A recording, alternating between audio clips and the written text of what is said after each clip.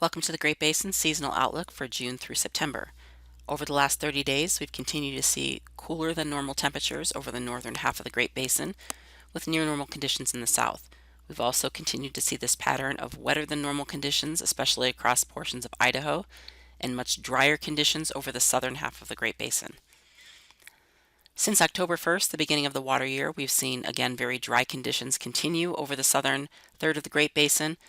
Storms at times have brought some areas of near normal precipitation to the north, especially across Idaho, parts of southeast Idaho, into even parts of northwest Utah, with also a couple of pockets over northwest Nevada and into the Sierra front.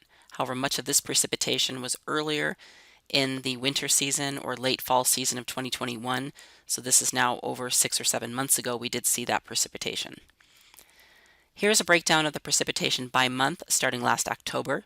You can see in the Great Basin we've had our wetter months of October and December, but since then really November and anything this year from January through March or even into April has been below normal for precipitation. The only exception recently has been over parts of the north into Idaho and Wyoming. As we move through April and May, we did have some pretty stormy times bringing cooler temperatures and precipitation with some wetter conditions in the far north. But aside from that, again, October and December were our wetter months with very dry conditions recently over the southern half of the Great Basin. With these wetter conditions recently, we have seen that snowpack really hold on across Idaho and Wyoming, so we will see a slower melt-off of the higher terrain over the northern third of the Great Basin. So going into the fire season as we head into June, again, we're seeing that slower melt-off, so really conditions in the higher terrain of especially Idaho, but also parts of Wyoming, maybe even northeast Nevada might not really come into play until later in July, and many areas really until August. Further south, we've seen that snowpack really melt off over the southern half of the Great Basin, and we're certainly below normal with respect to snowpack for this time of year in those areas. Our 10-hour fuel moisture has been quite low over southern areas of the Great Basin, again where the drier conditions remain. Further north, obviously no real concerns yet with the storms that continue to bring some precipitation and cooler temperatures. We're seeing that same trend in the 100-hour fuels and also in the 1,000-hour fuels that are obviously critical, really in any elevation and in any fuel type over southern areas of the Great Basin. Here's a look at our ERC charts across the region. In the north, obviously in Idaho, ERCs are well below what we normally see this time of year just with the continued wet weather, so really no concerns up north at this time and probably won't see any concerns at least for the next month or two. Going further south into parts of the Sierra front, we are seeing ERCs above normal for the time of year just with the lack of moisture we've seen overall, but still certainly well below our critical thresholds at this time, but we will see that changing here certainly over the next month. And in southern areas of the Great Basin, that's where we've been most critical, where ERCs are not only above normal in most areas, but in some areas are above what we've seen for historical highs for the time of year, and even above the 90th percentile. So fuel is certainly critical over southern areas of the Great Basin, and that will be our main focus going through the month of June will be southern areas. Here's a look at our total herbaceous fuel load. This is the experimental product from the fuel casting site. This is our with respect to normal, our herbaceous fuel load.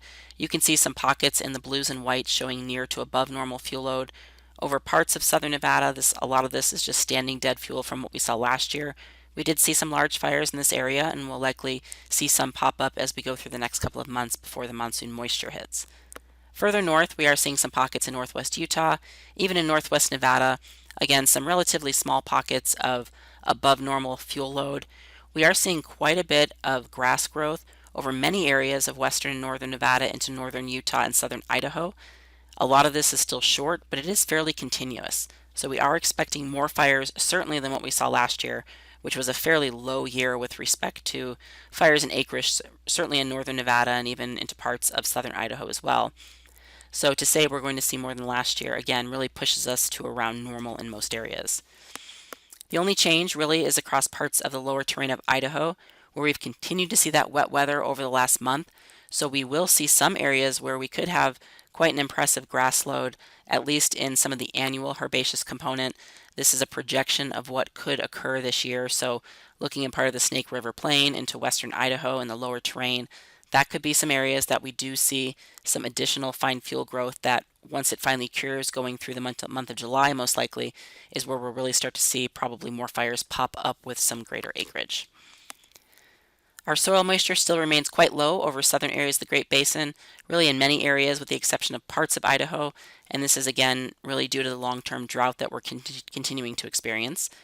So our drought monitor, the image on the left here, shows we still have some areas of exceptional drought, that dark red color in southern Nevada, parts of the Arizona Strip, and even up into eastern Nevada, and then a large area of still extreme drought, and anywhere not an extreme is really just in severe drought this year. So still have quite a bit of drought to deal with. Not really expecting any changes to the drought. We could see some improvements up across Idaho with that continued moisture, which will take us really through about the first half of June. But the rest of the Great Basin likely continue as is, or we might see the drought intensify. Here's a look at some changes in the drought over the last year. May 2021 is on the left. May 2022 is on the right.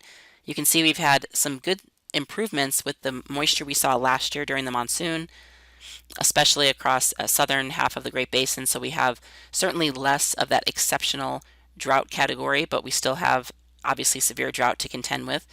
The main changes up north, we weren't seeing much drought up in Idaho last year. We're seeing a little bit more severe drought, but again, we might see that improve somewhat going in the next month just with the recent moisture. So again, we did see the improvements of the drought, but we're still dealing with drought, so that will limit some of our fuel load in some areas, still keep our soil moistures low, and also still keep a focus especially on our mid and higher elevations in parts of Utah and southern Nevada, again with just the conditions from the long-term drought.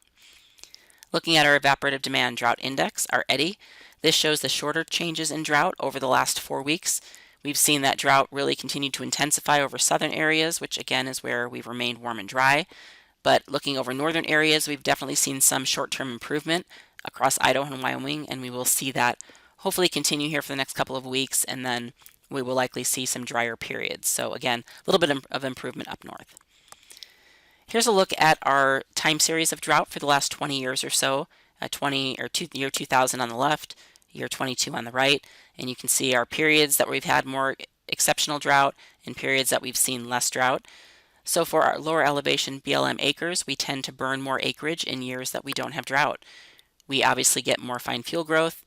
We have more fuels to carry fire, so we tend to see our larger above normal acreage years in years that we do not see significant drought. And as you can see for 2022, we're still dealing with that extreme to exceptional drought across the state. So looking at our higher elevations, we do see some notable higher elevation fires in years that we have, or at least are within these more extreme periods of drought or these longer drought periods, which is again what we are seeing currently. So we are expecting something similar where we see our mid to higher elevations still in that threat for our larger fires. Doesn't usually reflect in our overall acreage, so we tend to see less acreage overall burned in Nevada when we're deep into drought, but we still can see those significant fires at the mid to higher elevations. I will caveat that this year, obviously we've had some moisture at times over the last 6 to 8 months, so we do have a little more grass than what we saw last year. So I would anticipate more fires this year, burning more acreage overall statewide than what we saw last year, but with the exception of the far south or parts of the southern areas of the EDDI district, most areas that would translate more to a normal type year as opposed to the maybe well below normal that we saw last year. So looking forward, our La Nina, we've been in a state of La Nina here for quite some time, and looking at some of the projections where these lines, at least the average lines, mainly stay in the blue shaded areas, which is La Nina. So we're likely going to remain in La Nina. We may even see La Nina conditions intensify a little bit towards fall again before we see some more significant warming. So that would keep our pattern a little bit more flexible with respect to the weather going through the summer. And we did see a fairly classic La Nina signature over the winter months. And what that typically means is the jet stream dives down from the north. It brings wetter conditions to the Pacific Northwest, northern areas of the Great Basin along with cooler temperatures, and that drier signature remains in the southern areas of the Great Basin. We definitely saw that this year. Not quite as wet in the Pacific Northwest or northern parts of the basin that we have in some other La Nina years, but certainly that same pattern really held true over the last 6 months.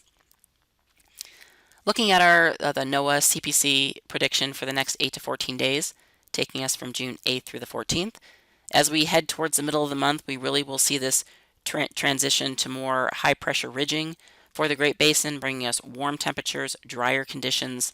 Still we'll have storms kind of clipping the northern side of that ridge across Idaho, giving some periods of showers or cooler temperatures. But we will see that ridge really start to strengthen, especially as we go towards mid-June and later in the month, which will kind of set up our period for the monsoon moisture to start developing towards July. Here's our forecast from Predictive Services for the next 4 months. Temperature in the top row shows again these warm temperatures down south, transitioning to pushing those warmer temperatures up north for July and August as we see cooler temperatures in the south as the monsoon develops. Right now it's looking like the monsoon will develop near on time and probably be fairly robust. So again, last year we had a pretty good monsoon also in the southern half of the Great Basin. We're expecting something similar this year. Maybe not quite as robust as last year, but still looking for some decent moisture to quiet down fire season throughout July and August in southern areas of the Great Basin. The northern and western fringes, again, remaining on that drier side. So putting everything together, we will continue to see above normal fire potential for southern areas of the Great Basin, heading into some of the central Utah mountains.